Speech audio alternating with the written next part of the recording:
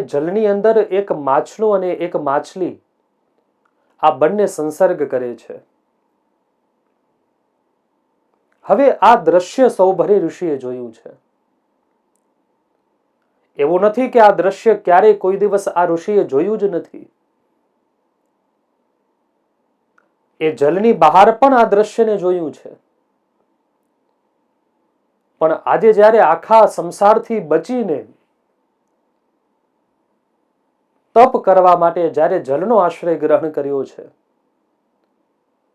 ત્યારે એ માછલા અને માછલીના સંસર્ગને જોઈ અને એનું મન બદલી ગયું છે. હવે મન ગૃહસ્થ આશ્રમમાં રમમાણ થવા લાગ્યું છે. ગૃહસ્થાશ્રમનો સ્વીકાર સૌભરી ઋષિએ કર્યો છે.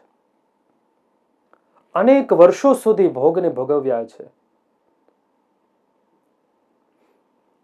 અને એક સમયે વિચાર આવ્યો છે કે અરે, જો તો ખરા આ મનની કેટલી તાકાત છે.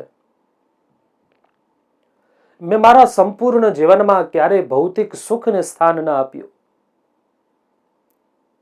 સદા મેં મારું જીવન તપમય વિતાવ્યું.